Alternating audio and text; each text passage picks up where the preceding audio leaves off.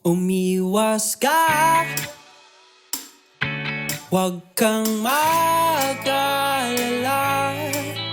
Ang nais ko'y malaman mo, sinta. Di ko maintindihan at maisipan.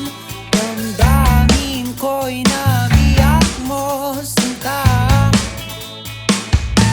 Hindi lang kaibigan ang piling, sana ay iyong makapiling. Nabis kong inalala, parang ulap sa ilong, hindi may paliwanag. Tandaan mo sa bawat minuto. To the love of my life, I just want to let you know that I love you. You deserve this gift. I know you are excited to wear this. I love you so much. Love. Tandaan mo, tandaan mo, tandaan mo, tandaan mo, tandaan mo.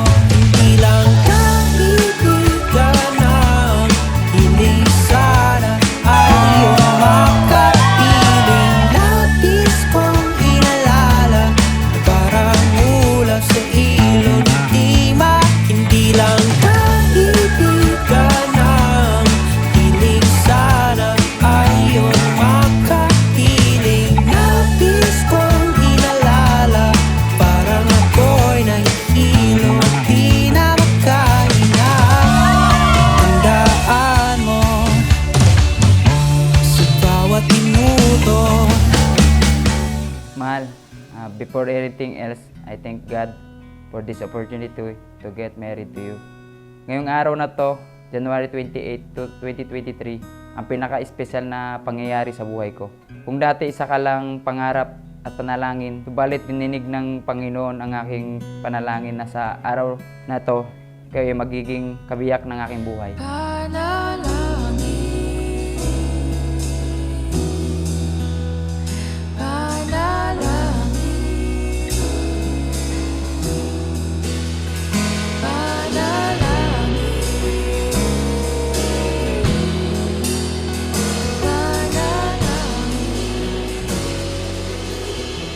Sabi sa Isaiah 60 verse 22, when the time is right, I, the Lord, will make it happen. So this is now the right time prepared for us by the Lord. Alam mo naman, ang pagtatagpo ng landas natin ay hindi talaga natin plinano.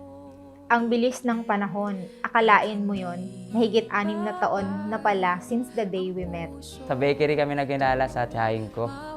Parang destiny rin ba? Doon kami nakakilala and 2 weeks after niya akong kinausap because he said na nahihiya siya sa akin. Time na may inuman doon sa doon lang yung lakas ng loob ko kasi nahiya ako eh. Akala ko masungit siya. Bait pala, dali pala siyang i-approach. And then he tried to court me. However, I ignored him pa because I don't have time. Ilang beses niya ako sinabihan na bawal talaga siligawan. Eh ako na talaga, siguro 7 months ko sa talaga niligawan. Mismo birthday ko talaga niya ako sinagot. November 12 yun. Nanalangin ko sa habang buhay, makapiling ka, makasama ka, yan ang panalangin ko. Hindi papayag ang pusong ito, mawala ka sa aking piling, mahal ko iyong hindi. At wala nang iba. Sabi ko, di ako iyak eh. Thankful kasi minahal mo ko talaga ng totoo. At siyempre, minahal din kita ng totoo. Kahit sa kabila ng dagdanan natin. Sobrang saya ko ngayon talaga, yung araw na to. Minamahal kita. Mahal, nagpapasalamat ako sa Diyos because despite the challenges we have encountered, still we are here loving each other. I know this is only the start of our journey. and marami pa tayong pagdadaanan. Gayunpaman, naniniwala ako na kung paano tayo ginabayan ng Diyos sa mahigit 6 na taon nating magkarelasyon, ay gagabayan niya tayo ngayon bilang mag-asawa. At wala nang iba pang mas mahalaga sa tamis na dulot ng pag-ibig nating dalawa.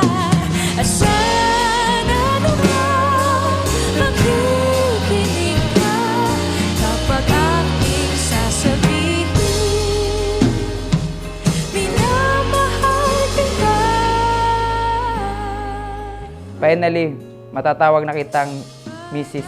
Puliante.